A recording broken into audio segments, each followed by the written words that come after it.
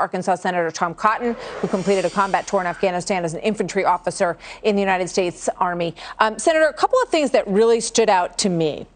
One was sort of the phrasing that General Milley said. He said the president made the decision on April 14th that we were going to leave Afghanistan.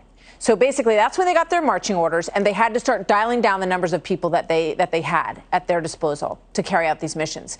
Then twice we heard we don't have enough people, essentially.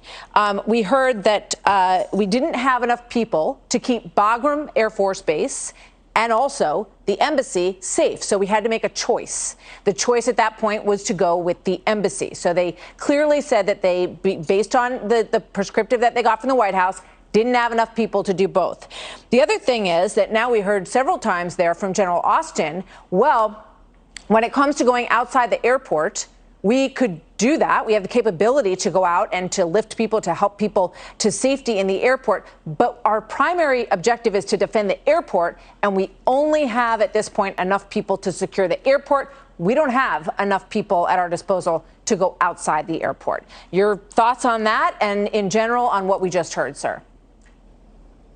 Well, Martha, the second point flows from the first point. It was Joe Biden's decision alone to pick 9/11 as what he viewed as a politically symbolic date. Now the symbolism is going to be the Taliban flag flying over what once was the U.S. Embassy on the 20th anniversary of 9/11. The key point, though, in the moment, is that we're trying to rescue thousands of American citizens behind enemy lines. Now, it's important that we try to get out the Afghans who have helped us and who have been vetted so as not to be a security threat. But there are thousands of American citizens in Afghanistan. I'm glad to hear someone from the administration finally say that that is the first priority. But as you heard Secretary Austin, we have no way of helping them get to the airport. The State Department put out an advisory today saying that they cannot guarantee the security of Americans trying to get to the airport. So they are essentially saying that our citizens are on their own trying to get to the airport we have secured.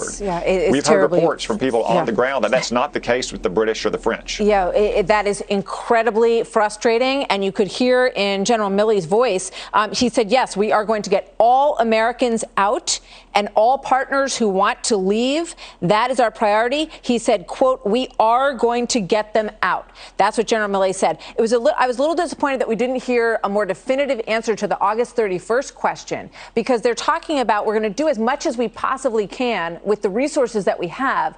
But what happens if you're not done and there are people who, by that definition, Americans or partners who want to get out, who we just heard the chairman of the Joint Chiefs say they will get out, and August 31st comes and goes?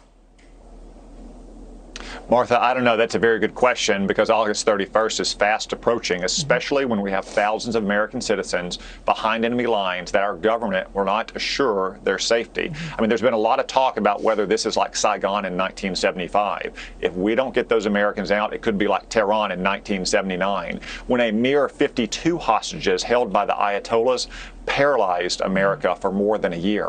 Imagine if there are hundreds or even thousands of effective American hostages that are trapped in Afghanistan because of Joe Biden's chaotic, disorganized, ill-planned evacuation from that country. So let me ask you about this as well, because a big story today was that the intelligence suggested that this could change rapidly and that perhaps the Taliban could force the Afghan forces to fall and Kabul to fall even very quickly. And we had pushback from that by General Milley. He said, we basically looked at a lot of different scenarios. I'm paraphrasing here to a certain extent. He said no intelligence said that this would happen in 11 days. So we weren't prepared for that, but we didn't have any input, any intel that indicated that that was a situation that we had to prepare for. Martha, I don't want to get into classified assessments, but I'll simply say that anyone who's been involved on the inside, whether in Congress or the executive branch, has known the situation is deteriorating rapidly. We pressed the Biden administration first on how they plan to get American citizens out of Afghanistan before their withdrawal, and second, how they plan to prevent Afghanistan from becoming a safe haven for al-Qaeda and ISIS and other terrorists again. We've never heard any answers from that. Joe Biden earlier this summer was acknowledging that he overrode the military advice of the Department of Defense. And I think those chickens are coming home to roost now. His disastrous foreign policy judgment, now that he's finally in charge after 50 years of not being in charge. Well, I mean, it's so clear that this situation spun out of control. And I think a lot of Americans, and I know a lot of people who fought in Afghanistan, as you did, want there to be some accountability, because our men and women on the ground carry out the mission that's given to them.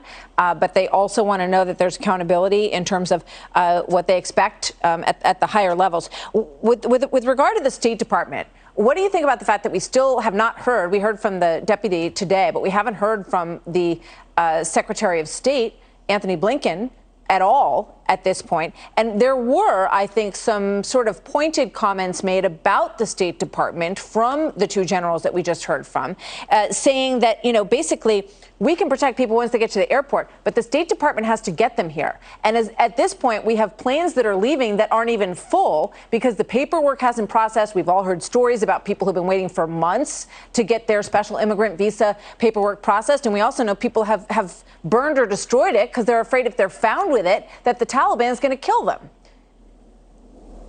Yeah, Martha, it's time to hear from the Secretary of State. He shouldn't be hiding behind his deputy or his spokesman. And it is the case that the military has gone into a very chaotic circumstance. They've secured the airfield, but only the airfield. They have not been able to get any Americans out from behind enemy lines. And it was the State Department's responsibility for months to try to identify all those Americans and get them out, just like any Afghans who were eligible and vetted for security reasons to be able to evacuate as well. And we have not heard from Tony Blinken in almost 3 days now. Yeah.